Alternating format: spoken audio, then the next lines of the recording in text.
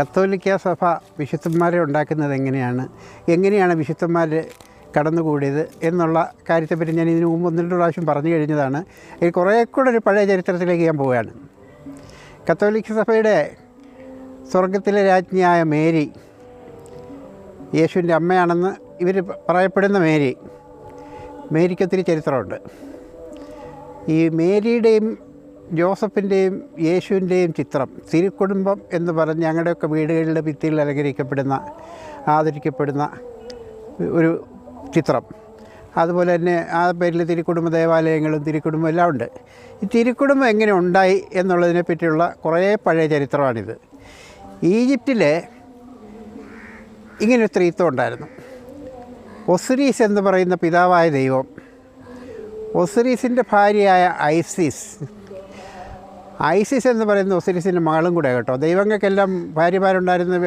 ഇപ്പോൾ ബ്രഹ്മാവിൻ്റെ ഭാര്യ സരസ്വതി ബ്രഹ്മാവിൻ്റെ മകളായിരുന്നു. അതുപോലെ ഈ പെൺമക്കൾ തന്നെയാണ് ഭാര്യമാരാവുക. ഏതായാലും ഒസിരീസിൻ്റെ ഭാര്യയായിരുന്ന ഐസിസും ഒസിരീസും തമ്മിൽ വിവാഹം തീരുമാനിച്ചറിഞ്ഞ് അതിൽ അസൂയപ്പെട്ട് ഒസിരീസ് പിതാവ് ദൈവത്തിൻ്റെ അനുജൻ സേത്ത് എന്ന് പറയുന്ന ദൈവം ഒസിരീസിനെ വധിച്ചപ്പോൾ ഒസിരീസിനെ കൈയും കാലും എല്ലാം കെട്ടി കഴുത്ത് ഞെരിച്ച് കൊന്ന് ഈ പറഞ്ഞ നദിയിലെറിഞ്ഞെങ്കിലും ഒസിരീസ് അവിടെ നിന്ന് ഉയർത്തെഴുന്നേറ്റ് വന്ന് വീണ്ടും ഇവരുമായിട്ട് ഒരുമിക്കും എന്ന് വന്നപ്പോൾ അനുജനായിരുന്ന സേത്ത് ദൈവം ഒസിരീസിനെ കഷ്ണങ്ങളാക്കി വെട്ടിമുറിച്ച് വീണ്ടും പറഞ്ഞ പോലെ കായലിലോ അല്ലെ നദിയിലോ എറിഞ്ഞു. അത് ഹൃദയം പൊട്ടി കരഞ്ഞ ഐസിസ് എന്ന് പറഞ്ഞ ഒസിരീസിൻ്റെ മകളും ഭാര്യയും ആകാൻ നല്ല കാമുകയായിരുന്ന ആ സ്ത്രീ നെഞ്ചു പൊട്ടി കരഞ്ഞു. അത് ആ കരച്ചിലിൽ ഉത്തേജിതനായി അല്ലെങ്കിൽ വികാരഭരിതനായിരുന്ന ഒസിരീസിൻ്റെ ഏതോ ശരീരഭാഗം ഉയർത്തെഴുന്നേറ്റിട്ട് ഐസിസിനെ ഗർഭവതിയാക്കി. അങ്ങനെ ഉണ്ടായ മകനാണ് ഹോറോസ് എന്ന് പറയുന്ന ദൈവം. അപ്പോൾ ഒസിരീസ് പിതാവായ ദൈവം, ഹോറോസ് എന്ന് പറഞ്ഞ ഐസിസ് എന്ന് പറഞ്ഞ അമ്മ ദൈവം, ഹോറോസ് എന്ന് പറഞ്ഞ മകൻ ദൈവം. ഇങ്ങനെയാണ് സ്ത്രീത്വം രൂപം കൊള്ളുന്നത്. ഇതിനെപ്പറ്റിയുള്ള കഥകളും എല്ലാം അന്ന് ആ കാലത്ത് വളരെ പ്രചാരത്തിലിരുന്ന കാര്യമാണ്. അന്ന് ഇവരെന്ത് ചെയ്തു എന്നറിയോ? ഈ കത്തോലിക്ക സഭ ഇങ്ങനെ വന്ന് 4-ാം നൂറ്റാണ്ടോടുകൂടി കോൺസ്റ്റന്റൈൻ ക്രിസ്തുമതത്തെ അംഗീകരിക്കുകയും കത്തോലിക്ക സഭ വരികയും ചെയ്തപ്പോൾ ഇവർക്കിങ്ങനൊരു ദൈവം വേണമായിരുന്നു. ഇതിൻ്റെ വിഗ്രഹങ്ങളോ അല്ലെ പ്രതിമകളോ ഒക്കെ ഉണ്ടായിരുന്നത് കണ്ടു മനസ്സിലാക്കി അതേപടി ഇവരത് പിടിച്ചെടുത്തിട്ട് ഇതിനെ പിതാവ് ഐസിസിൻ്റെ ഭാഗത്തെ പുത്രനാക്കി വെച്ചു. പിന്നീട് ഏതായാലും ഈ തിരുക്കുടുംബത്തിൻ്റെ കഥ, സ്ത്രീത്വത്തിൻ്റെ കഥ അങ്ങനെയാണ് കത്തോലിക്ക സഭയിൽ വരുന്നത്.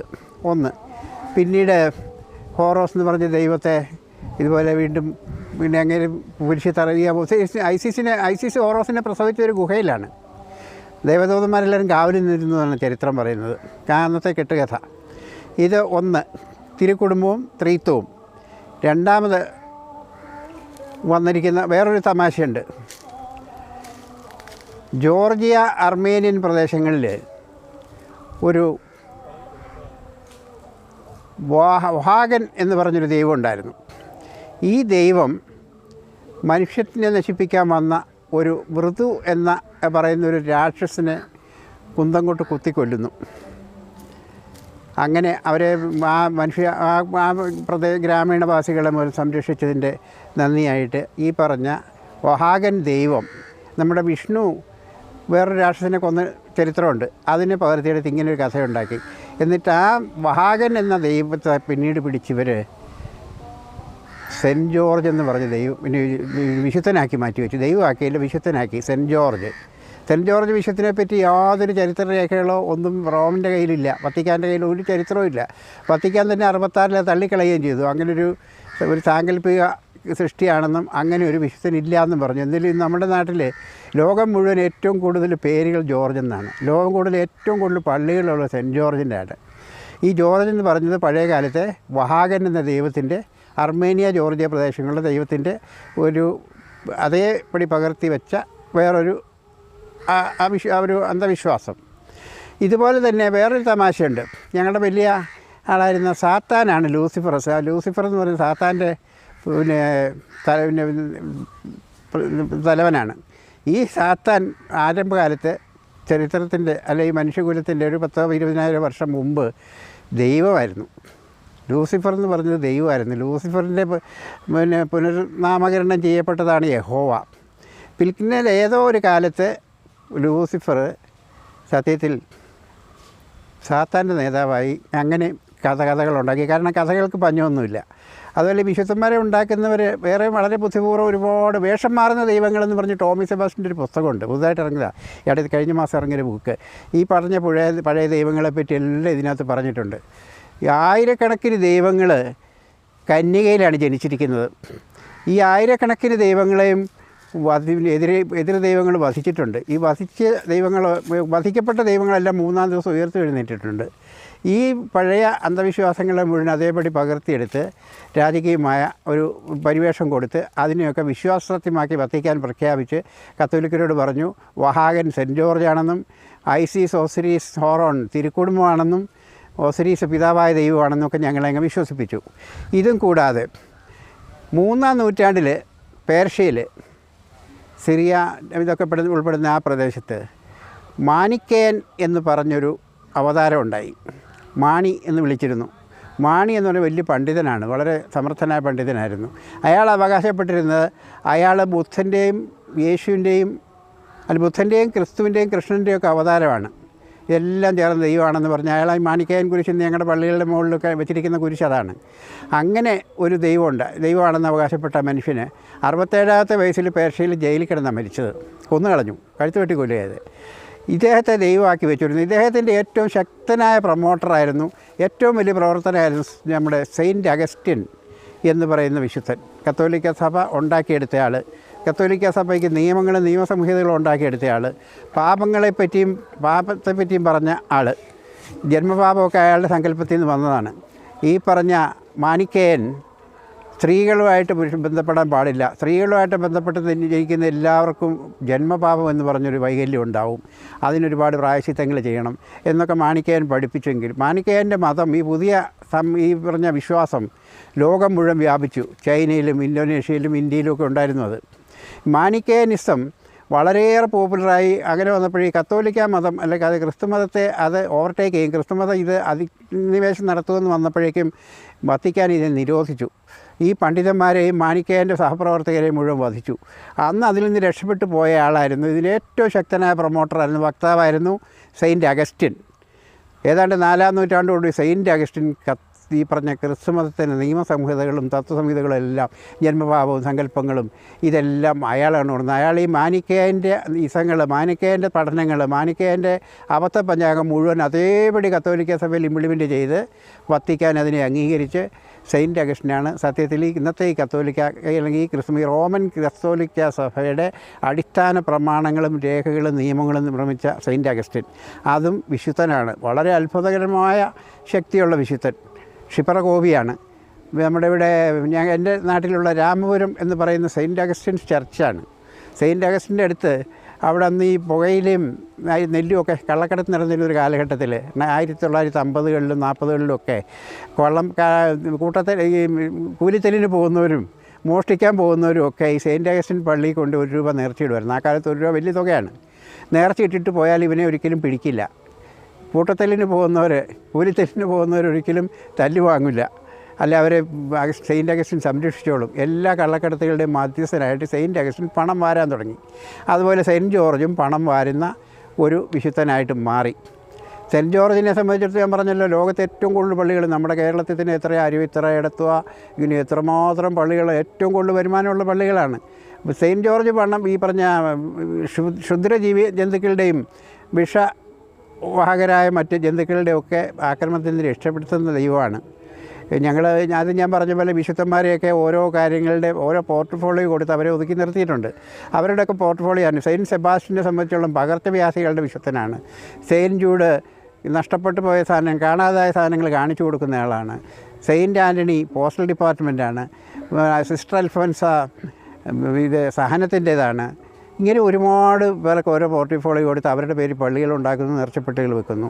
ഇതിനിടയ്ക്ക് വേറൊരു ഞാൻ പറഞ്ഞിട്ടുള്ളതാണ് ഇതിനു മുമ്പ്, ആവിലായിലെ അമ്മ ത്രേസ്യ എന്ന് പറഞ്ഞൊരു സ്ത്രീ ഉണ്ടായിരുന്നു, കന്യാസ്ത്രീയായിരുന്നു. അതൊരു സെക്സ് മാനിയാക്കും കൂടെ ആയിരുന്നു അവർ. സത്യത്തിൽ ലൈംഗികമായ അധിനിവേശം അല്ലെങ്കിൽ അത്യാർത്ഥി ഉള്ള ഒരു സ്ത്രീയെ അവരിങ്ങനെ ഒരു മാനസിക അവസ്ഥ, ഒരു വല്ലാത്ത മാനസികാവസ്ഥയായിരുന്നു അവരുടേത്. അവരിങ്ങനെ ഈ യേശുവിൻ്റെ കാമുകിയായിട്ട് അല്ലെങ്കിൽ യേശുവിൻ്റെ ഭാര്യയായിട്ട് സ്വയം സങ്കല്പിച്ചുകൊണ്ട് ഇവരിതിൻ്റെ ജീവിതത്തിൽ തെളിയിട്ടുണ്ട്. യേശുവിൻ്റെ ഒപ്പം യേശു ഇവരോടൊപ്പം രാത്രി വന്ന് ശയിക്കുന്നതായിട്ടും രതിമൂർച്ച അനുഭവപ്പെട്ടതായിട്ടൊക്കെ ആവിലായിലെ അഹമ്മദ് റസയുടെ ചരിത്രമുണ്ട്. ആ അഹമ്മദ് റസയുടെ പേരിലാണ് നമ്മുടെ മാഹിപ്പള്ളി. നല്ലപോലെ പണം അവിടെയും വരുന്നുണ്ട് കേട്ടോ. ഇങ്ങനെ ഒരുപാട് വിശുദ്ധന്മാരെയും വിശുദ്ധകളെയും സൃഷ്ടിച്ചെടുത്തത് അന്നൊരു ബിസിനസ്സായിരുന്നു. വഴിയെ പോയവനെയും ഒക്കെ വിശുദ്ധന്മാരാക്കി. അതുപോലെ വിശുദ്ധന്മാരുടെ എണ്ണം കൊണ്ട് പറ്റിയ ആളുകളെ കിട്ടാതെ വന്നപ്പോൾ എന്നറിയോ, ഞങ്ങൾക്കൊരു സകല പുണ്യവാന്മാരുടെയും പ്രാർത്ഥനയുണ്ട്, ലുത്തിനിയ. അതിലോ സർവ്വ പുണ്യവാന്മാരുടെയും പേര് അതിനകത്ത് പറഞ്ഞിട്ടുണ്ട്. അതിൽ സകലമാന കുഞ്ഞിപ്പൈതങ്ങളെന്നും പറഞ്ഞ് കുറേ വിശുദ്ധന്മാരുണ്ട്. ആരായി കുഞ്ഞിപ്പൈതങ്ങളെന്ന് അറിയില്ല കേട്ടോ. പിന്നീട് സഭ പറഞ്ഞില്ല അത് ഗിർവാസീസും പോർത്താസീസും ആണെന്ന്. അവരല്ല, കാരണം അവരുടെ പേര് വേറെ പ്രാർത്ഥനയുണ്ട്, ഗിർവാസീസും പോർത്താസീസുമായ സകല വിശുദ്ധന്മാരെന്നും പറഞ്ഞ്. അപ്പോൾ ഈ കുഞ്ഞിപ്പൈതങ്ങൾ ആരാണെന്ന് ഇപ്പോഴും കത്തോലിക്ക സഭയ്ക്ക് കണ്ടെത്താൻ പറ്റിയിട്ടില്ല. വേദോ വഴിയെ പോരെ ഞാനൊരിക്കലും പറഞ്ഞിരുന്നല്ലോ, ഗെയിൻഫോർഡ് എന്ന് പറഞ്ഞ പട്ടി പുണ്യവാനായിട്ട് ഏതാണ്ട് 7 നൂറ്റാണ്ട് കത്തോലിക്ക സഭയ്ക്ക് പണം ഉണ്ടാക്കി കൊടുത്തു എന്ന് ഫ്രാൻസിൽ. ഇങ്ങനെ ഒരുപാട് വഴിയെ പോയവരെയും സാങ്കല്പിക സൃഷ്ടികളെയും പിടിച്ച് വിശുദ്ധനാകും. ഓരോ ലോക്കൽ നമ്മുടെ PINA എന്ന് പറഞ്ഞ മലയാള സാഹിത്യകാരന് തിരുശേഷിപ്പെന്നും പറഞ്ഞൊരു പുസ്തകം എഴുതിയിട്ടുണ്ട്. അതിനകത്ത് ഇങ്ങനൊരു വിശുദ്ധന് നാട്ടുകാരുണ്ടാക്കാൻ ശ്രമിക്കുന്നതും അയാളെ സംസ്കരിച്ചെന്ന് അവകാശപ്പെട്ട സ്ഥലത്തെ സെമിത്തേരിലെ ആ മണ്ണ് വാങ്ങാൻ വേണ്ടി ആളുകൾ ഇഷ്ടംപോലെ വരുന്നു, വിശുദ്ധ വസ്തുവായി മണ്ണിന് വേണ്ടിയിട്ട്. അങ്ങനെ ഇരിക്കുമ്പോൾ ഈ പറഞ്ഞ കൊല്ലപ്പെട്ട ഈ മനുഷ്യൻ തന്നെ വന്ന് അത് മേടിച്ച ചരിത്രം അയ്യനേത്ത് വളരെ രസകരമായിട്ട് വിവരിച്ചിട്ടുണ്ട്. ഞാൻ പറഞ്ഞത് ഇങ്ങനെയാണ് വിശുദ്ധന്മാരെ ഉണ്ടാക്കുന്നത്. വിശുദ്ധന്മാർ സ്ഥലത്തേക്ക് ഓരോ ആവശ്യത്തിന് വേണ്ടി ഉണ്ടാക്കിയെടുത്ത ആളാണ്. അതുപോലെ ഈ പള്ളികൾക്ക് വരുമാനം കൂട്ടാൻ വേണ്ടിയിട്ട് വിശുദ്ധന്മാരെ സൃഷ്ടിച്ച് കൊടുക്കാറുണ്ട്. നമ്മുടെ ഇയാളുണ്ടല്ലോ സേവ്യർ ഖാൻ വട്ടായിയെ പോലെയൊക്കെയുള്ള അഭിഷേകാഗ്നി ധ്യാനം നടത്തി ഓരോ പള്ളിയിൽ ഒരാഴ്ചത്തെ പരിപാടിക്ക് വന്ന ലക്ഷങ്ങളയാളുടെ ചാർജ്. ഇപ്പോഴും വലിയ ഫ്ലോറിഷിംഗ് ആയിട്ട് അയാളുടെ ബിസിനസ് നടക്കുന്നുണ്ട്, ആലപ്പുഴത്തെ കൃപാസനം പോലെ. ഇങ്ങനെ വന്ന ദൈവങ്ങളെ ഉണ്ടാക്കിയെടുക്കുന്നത് അവരുടെ നിലനിൽപ്പിന് പ്രാദേശിക ആവശ്യമായിരുന്നു, പണം ഉണ്ടാക്കാൻ വേണ്ടി. ഇവരുടെ പേര് പള്ളി പണിയും. ഒരുപാട് പേര് കള്ളസാക്ഷി പറയാൻ വരും. എൻ്റെ തൊണ്ടയിലെ മഴ മാറി, എൻ്റെ അസുഖം മാറി, എൻ്റെ മക്കൾ പരീക്ഷയിൽ ജയിച്ചു, കേസിൽ ഞങ്ങൾ ജയിച്ചു, ഞങ്ങളുടെ നഷ്ടപ്പെട്ട വസ്തുക്കൾ തിരിച്ചു കിട്ടി എന്നൊക്കെ പറഞ്ഞ് കള്ളസാക്ഷ്യം പറയാൻ ഒരുപാട് പേരുണ്ട്. ഇവർ ഈ കാരിസ്മാറ്റിക് ധ്യാനമൊക്കെ നടത്തുന്നിടത്ത് സാക്ഷ്യം പറയാനൊരു ടീം അവരുടെ കൂടെ ഉണ്ട്. അവരൊക്കെ വന്നിട്ട് പറയും എനിക്കിങ്ങനെ സംഭവിച്ചു, അങ്ങനെ സംഭവിച്ചു, ഇതെല്ലാം ഞാൻ ഈ വിശുദ്ധൻ്റെ ഔദാര്യം കൊണ്ടാണ്, അല്ലെ കാരുണ്യം കൊണ്ടാണ്. അതുകൊണ്ട് വിശുദ്ധന്മാരെ സഭയുടെ നിലനിൽപ്പിന് സാമ്പത്തിക ഭദ്രതയ്ക്ക് പണം ഉണ്ടാക്കാൻ ആവശ്യമായൊരു വസ്തുവായിട്ട് മാറി. ഇന്ത്യയിൽ തന്നെ നമുക്കറിയാം സെൻറ്റ് ഫ്രാൻസിസ് സേവിയറിനെ പറ്റി ഉണ്ടാക്കി വെച്ചിട്ടുണ്ട് ഗോവയിൽ. 49,000 ഇന്ത്യക്കാരെ ഹിന്ദുക്കളെ കത്തോലിക്ക മതം സ്വീകരിക്കാൻ വിസമ്മതിച്ചതിൻ്റെ പേരിൽ ഇൻക്വിസിഷനിലൂടെ വധിച്ച ആ മനുഷ്യനും നല്ലപോലെ പണമായിരുന്നുണ്ട്. ഗോവയ്ക്ക് തീർത്ഥാടനം പോകുന്നുണ്ട് ഇവിടുന്ന് കത്തോലിക്കർ. അതുപോലെ തന്നെ ഇഗ്നേഷ്യസ് ലോയോളയുടെയും അതുപോലെ ഡൊമിനിക്കിൻ്റെ ഒക്കെ കാര്യം ഞാൻ പറഞ്ഞിട്ടുള്ള നേരത്തെ. ഇങ്ങനെ ഉണ്ടാക്കിയ വിശുദ്ധന്മാർ പണം വാരുന്നുണ്ട്. ഇപ്പോൾ ആലപ്പുഴയിലെ കൃപാസനത്തിൽ ഇപ്പം ചെന്നാലറിയാം, അവിടെ ഒരു വലിയ മനുഷ്യപ്രളയമാണ്. കേരളത്തിൻ്റെ എല്ലാ ഭാഗത്തു നിന്നും ആളുകൾ വന്നുകൊണ്ടിരിക്കുന്നു. വടക്കേ മലബാറിൽ നിന്ന് വരെ ആളുകൾ വരുന്നുണ്ട്. ലക്ഷറി ബസ്സുകളുമായിട്ട് ഭയങ്കരമായി പണം ഉണ്ടാക്കുന്നു. യേശുവിൻ്റെ അമ്മയുടെ ഔദാര്യം കൊണ്ട് എല്ലാ കാര്യം നടത്തുന്നത്. ഉടമ്പടി ഒപ്പിടുകയാണ് അവിടെ ചെന്നിട്ട്, ഞാൻ മാതാവിൻ്റെ വിശ്വസ്തനായിട്ട് തുറന്നോളാം, പരിശുദ്ധ കന്യാമറിയത്തിൻ്റെ ആളാണ് എന്ന് പറഞ്ഞ് ഉടമ്പടി ഒപ്പിടുക. എന്നിട്ട് എന്ത് ചോദിച്ചാലും സാധിച്ചു കൊടുക്കും. ഞങ്ങളൊക്കെ പഠിക്കുന്ന കാലത്ത് സ്കൂളുകളിലൊക്കെ അമ്മയും അപ്പനും ഒക്കെ പറയും, കത്തോലിക്ക സ്കൂളിലാണ് പഠിച്ചത്, അച്ഛന്മാരായിരിക്കും മിക്കവാറും ഹെഡ് മാസ്റ്റർ, പഠിപ്പിക്കാൻ കന്യാസ്ത്രീകളും ഉണ്ടാവും, അച്ഛന്മാരും ഉണ്ടാവും. ഇവരൊക്കെ പറയുന്നുണ്ട്, നീ പരീക്ഷയ്ക്ക് മുമ്പ് നീ ഒരു കാര്യം ചെയ്യ്, അവിടെ നമ്മുടെ സെൻറ്റ് സെബാസ്റ്റ്യൻ ചർച്ചായിരുന്നു ഞങ്ങൾ ഇന്ന പള്ളിയുടെ പേര്. സെൻറ്റ് സെബാസ്റ്റ്യൻ ചർച്ചിൽ പോയിട്ട് കഴുന്നെഴുന്നള്ളിക്കാവുന്ന നേർച്ചയും നേർന്ന് പൈസയും നേർച്ച ഇട്ടിട്ട് വന്ന് വേണം പരീക്ഷ എഴുതാൻ, പള്ളിയിൽ പോയിട്ട് വേണം എഴുതാൻ, പരീക്ഷ നീ തീർച്ചയായിട്ടും ജയിക്കും എന്നിങ്ങനെ ഞങ്ങളെയൊക്കെ വിശ്വസിപ്പിച്ചിരുന്നു. ഞങ്ങളൊക്കെ വിശ്വസിക്കുകയും ചെയ്യുന്നു. കാരണം മറ്റൊന്നും ചിന്തിക്കാനുള്ള അല്ലെങ്കിൽ അത്രയുള്ള പക്വതയോ അറിവോ ഞങ്ങൾക്കുണ്ടായിരുന്നില്ല. അതുകൊണ്ട് ഈ ഒന്നും അറിയാൻ പാടില്ലാത്ത വിശ്വാസികളെന്ന് ഇവർ പറയുന്ന ആടുകളെ ഇവരിങ്ങനെ പോരുകയാണ്. ഈ ആട് നമ്മൾ പ്ലാവിലെ കാണിച്ച് ആടിനെ വിശീരിച്ചു കൊണ്ടു നടക്കില്ലേ എന്ന് പറഞ്ഞ പോലെ വിശ്വാസികളെന്ന് പറഞ്ഞ ആടുകളെ വെറും ആടുകളാണ്. റാഷണാലിറ്റി ഇല്ലാത്ത, വിശേഷബുദ്ധി ഇല്ലാത്ത ഈ ജന്തുക്കളെ എങ്ങനെയും കൊണ്ടുവരാം. ഈ അടുത്ത ദിവസങ്ങളിൽ ഞാനൊരു പള്ളിയിൽ പോയി, ഒരു മാര്യേജിന്. അവിടെ എഴുതി വെച്ചിട്ടുണ്ട് അജപാലന കേന്ദ്രം, ഒരു വലിയ കെട്ടിടം ഉണ്ടാക്കിയിട്ട് അജപാലന കേന്ദ്രമാണത്. ആട് വളർത്തൽ കേന്ദ്രം തന്നെ. ഞാൻ എൻ്റെ ഭാര്യയോട് പറഞ്ഞു, ഇതാ ഇവിടെ ആട് വളർത്തുന്നുണ്ട്, അജപാലന കേന്ദ്രം എന്ന് എഴുതി വെച്ചിരിക്കുന്നത്. അത് പരിഹസിച്ചാന്ന് പറഞ്ഞാൽ അവർക്ക് ഇഷ്ടപ്പെട്ടില്ല. ഏതായാലും അതുപോലെ എല്ലാവരെയും വെറും ആളുകളാക്കി വെച്ചിട്ട് അവരെ ശരിക്ക് ചൂഷണം ചെയ്യുന്ന ഈ തട്ടിപ്പ്, അവിടെ അത്ഭുതം നടന്നു, ഇവിടെ അത്ഭുതം നടന്നു. ഇതേപോലെ ഇന്ന് ലോകത്തിലെ പ്രശസ്തമായ 52 ഈ പറഞ്ഞ കന്യകാമറിയം പ്രത്യക്ഷപ്പെട്ട സ്ഥലങ്ങളുണ്ട്. അപ്പാരിഷൻ നടത്തി അവിടെ അത്ഭുതങ്ങൾ സൃഷ്ടിക്കുന്ന സ്ഥലങ്ങളുണ്ട്. അതിപ്പോൾ ആരംഭകാലത്ത് തുടങ്ങിയത് ഫാത്തിമയിലാണോ ലൂർദിലാണോ എനിക്ക് സംശയമുണ്ട്. ലൂർദിലാണെന്ന് എനിക്ക് തോന്നുന്നു. ലൂർദും ഫാത്തിമയിലൊക്കെ മാതാവ് ആട് മേയ്ക്കാൻ പോയ പിള്ളേർക്ക് പ്രത്യക്ഷപ്പെട്ട് അവരോട് വളരെ രഹസ്യങ്ങൾ പറഞ്ഞു, ലോകത്ത് സംഭവിക്കാൻ പോകുന്ന കാര്യങ്ങളെല്ലാം പറഞ്ഞു, ഇവർക്കെല്ലാം പിന്നെ കൊന്ത കൊടുത്തു, എന്തെങ്കിലും കൊടുത്തു എന്നൊക്കെ പറഞ്ഞുണ്ടായി. അത് നല്ലപോലെ പണം വരാൻ തുടങ്ങിയപ്പോൾ മറ്റ് പലരും ലോകത്തിൻ്റെ പല ഭാഗങ്ങളിലും ഇങ്ങനെ മാതാവ് പ്രത്യക്ഷപ്പെടാൻ തുടങ്ങി. മഡ്ഗോഡ്സെ എന്ന് പറഞ്ഞ് ഈ പറഞ്ഞ ക്രൊയേഷ്യയിലൊരു സ്ഥലമുണ്ട്. വളരെ ഫ്ലോറിഷിംഗ് ആയിട്ട് നടക്കുകയാണ്. കത്തോലിക്ക സഭ ഇനി അംഗീകരിച്ചിട്ടില്ലെങ്കിലും മെത്രാന്മാരും കർദിനാളൊക്കെ അവിടെ പോകുന്നുണ്ട്. അതുപോലെ തന്നെ നമ്മുടെ തൊടുപുഴയുണ്ട്, അട്ടപ്പാടിയിലുണ്ട്, ബോംബെയിലുണ്ട്, ഗോവയിലുണ്ട്. എല്ലായിടത്തും ഇങ്ങനെ മാതാവ് പ്രത്യക്ഷം. പിന്നെ അവിടെ ഒരു പ്രത്യേകത ഉണ്ട്, ഓരോ പ്രാദേശിക വേഷത്തിലായിരിക്കും കേട്ടോ അവിടെയൊക്കെ പ്രത്യക്ഷപ്പെടുന്നത്. അത് ഈ കുട്ടികൾക്ക് ആട് മേയ്ക്കാൻ പോകുന്ന പിള്ളേർക്കും കൗമാരപ്രായക്കാരൊക്കെയാണ് പരിശുദ്ധ കന്യാമറിയത്തിൻ്റെ ഈ പറഞ്ഞ പ്രത്യക്ഷപ്പെടൽ. ഓരോ പ്രദേശത്തെ ഭാഷയും സംസാരിക്കുന്നുണ്ട്. മഡ്ഗോഷയിലൊക്കെ ഇവർ വെള്ളിയാഴ്ച തോറും പ്രത്യക്ഷപ്പെടുന്നത്. എന്നിട്ട് എല്ലാവരോടും അവസാനം പറയും താങ്ക്സ്. ഈ 4 പിള്ളേർക്ക് ഇവരെ കാണാൻ പറ്റുള്ളൂ, അല്ലെങ്കിൽ ഇവർക്ക് അപ്പാരിഷൻ നടന്ന പ്രത്യക്ഷപ്പെട്ട ആളുകൾക്ക് ഇവരെ കാണാൻ പറ്റും. അപ്പം അതിനു മുമ്പ് ചെറിയ കാറ്റും നീല വെളിച്ചമൊക്കെ വരുമെന്നാണ് പറയുന്നത്. ഇങ്ങനെയൊക്കെയുള്ള അറ്റ്മോസ്ഫിയറൊക്കെ സൃഷ്ടിച്ചെടുത്തിട്ട് ഇവർ പണം വാരുന്ന തീർത്ഥാടകരുടെ പ്രവാഹമാണ്. ലൂർദിലെ അതുപോലെ ഫാത്തിമയിലൊക്കെ പോയി അവിടുത്തെ വെള്ളം, നമ്മുടെ ഈ മക്കയിലെ സംസം വെള്ളമില്ലേ, ഇന്ത്യക്കാരെ സംബന്ധിച്ചുള്ള അന്ധവിശ്വാസത്തിൽ ഗംഗാജലം ഏറ്റവും കൂടുതൽ കണ്ടാമിനേറ്റഡ് അല്ലെങ്കിൽ പൊള്യൂട്ടഡ് ആയിട്ടുള്ള വെള്ളമാണ് ഗംഗയിലേത്. അതുപോലും നമ്മുടെ ഗംഗാജലം കഴിച്ച് സ്വർഗം വാസിയാകുന്ന അല്ലെങ്കിൽ മരിക്കുന്ന ആളുകൾ ഇങ്ങനെയൊക്കെയുള്ള അന്ധവിശ്വാസങ്ങൾ ഈ പറഞ്ഞാൽ പ്രചരിപ്പിക്കുന്നു. ഞാൻ പറഞ്ഞല്ലോ, ഈ ദൈവങ്ങളുണ്ടായിരുന്ന 33 കോടി ദൈവങ്ങൾ നമ്മൾ പറയാറുണ്ട്. എന്നാലും ഇല്ലെങ്കിലും 10,000 ദൈവങ്ങളുണ്ടായിരുന്നു ഓരോ കാലഘട്ടത്തിലും. ഇങ്ങനെ ദൈവങ്ങളുണ്ടായിരുന്നു. ഈ ദൈവങ്ങൾ ഞാൻ ആദ്യം പറഞ്ഞ പോലെ എല്ലാവരും കന്യകയിലാണ് ജനിച്ചത്.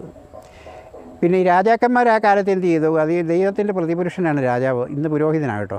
അന്ന് രാജാവ് പറഞ്ഞു, ഞാൻ ദൈവത്തിൻ്റെ പ്രതിപുരുഷനാണ്, ദൈവത്തിന് വേണ്ടിയാണ് ഞാൻ ഇതെല്ലാം ചെയ്യുന്നത്. അതുകൊണ്ട് എൻ്റെ മരണശേഷം ഞാൻ ദൈവമാകും, എനിക്ക് വേണ്ടി അമ്പലങ്ങൾ പണിയണം, വിഗ്രഹങ്ങൾ സ്ഥാപിക്കണം എന്ന് പറഞ്ഞ എല്ലാ ദൈവങ്ങളും അപ്പോളോയും ജൂപ്പിറ്ററും സൂയൂസും അഥീനയും അതുപോലെ ഏലും ബാലും എല്ലാം വിഗ്രഹങ്ങളുണ്ടാക്കിയിട്ട് അവരൊക്കെ സ്വയം ദൈവങ്ങളായിട്ട് മാറി.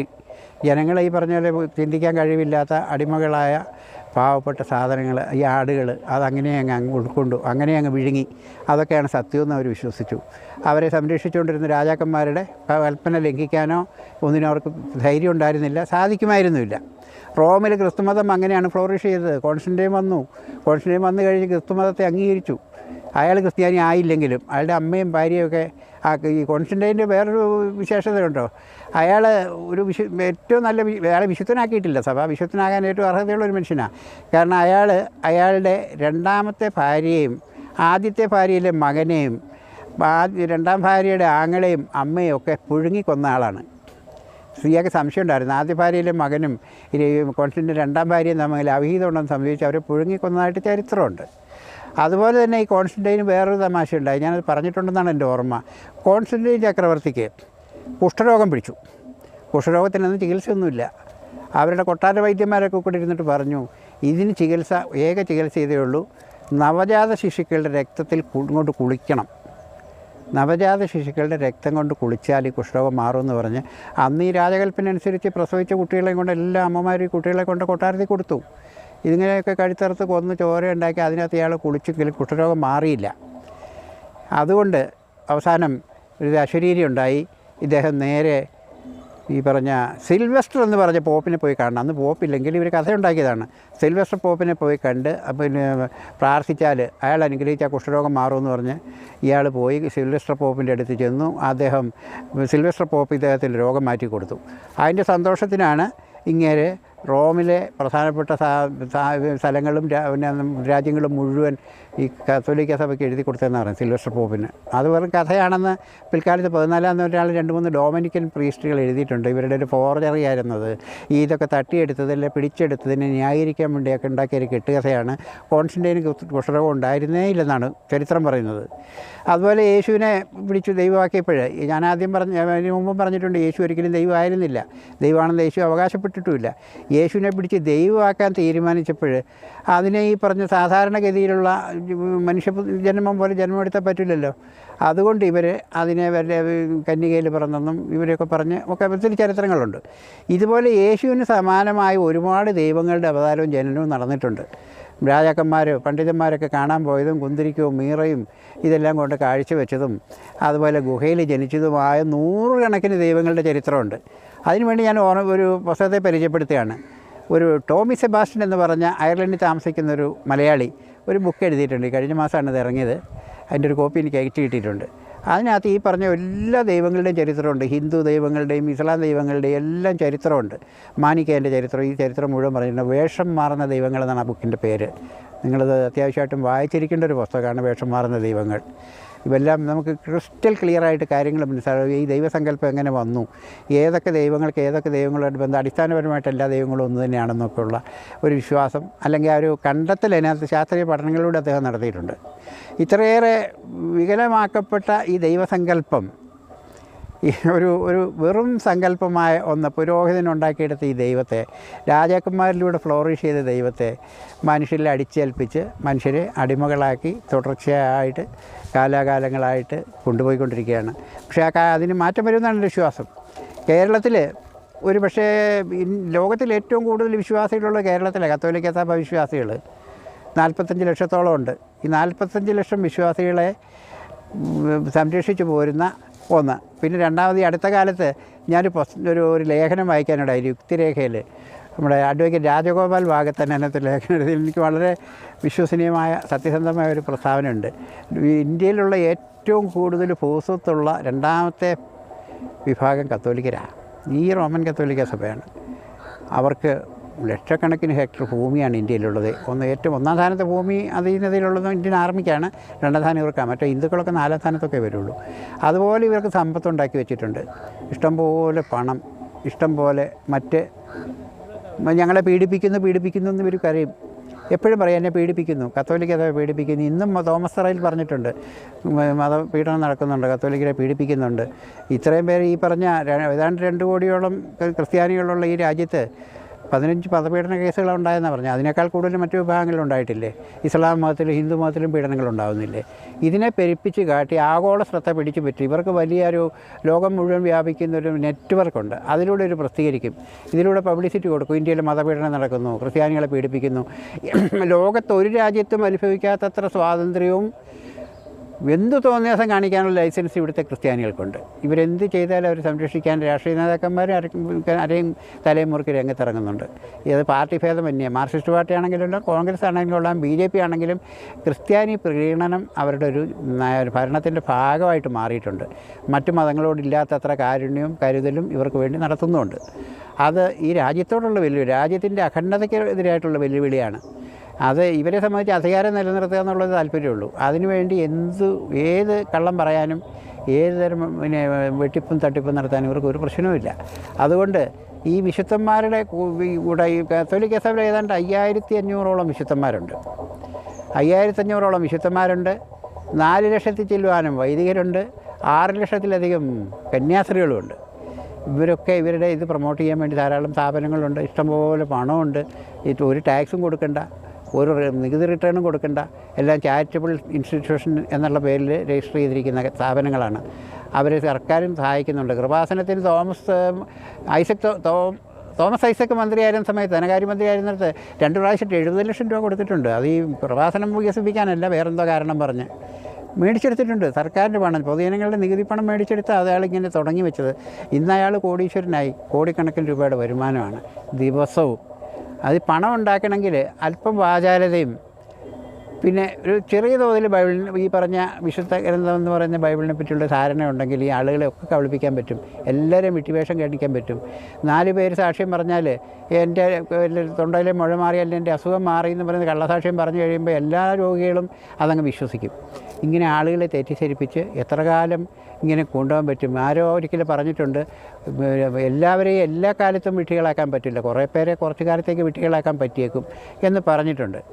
അതുപോലെ ഈ പറഞ്ഞ വിശുദ്ധം ആയിട്ട് വന്നവരൊക്കെ അന്ന് ഞാൻ പറഞ്ഞല്ലോ, സെയിൻറ്റ് അഗസ്റ്റിൻ കൊണ്ടുവന്ന ഒരു കാര്യം, സ്ത്രീകളുമായിട്ട് ബന്ധപ്പെടാൻ പാടില്ല, പ്രത്യേകമായ നിയമങ്ങളും നിയമ സംവിധാനങ്ങളും ഒക്കെ ഉണ്ടാക്കി അഗസ്റ്റിൻ്റെ അതേപടി കത്തോലിക്ക മാനിക്കേൻ്റെ തത്വങ്ങളും പഠനങ്ങളും അതേപടി ഇംപ്ലിമെൻറ്റ് ചെയ്ത് ക്രിസ്തുവായിട്ട് യേശുവായിട്ട് യാതൊരു ബന്ധമില്ലാത്ത ഒരു ക്രിസ്തു മതം, മാനിക്കേനിസം മാത്രമായിട്ട്, മാനിക്കേൻ അവസാനം ഒന്നുമല്ലാതെ ഞാൻ പറഞ്ഞില്ല ജയിലിൽ കിടന്ന് അയാളെ കൊന്നുകളയുക ചെയ്ത്. 4 ദൈവമായിരുന്നു.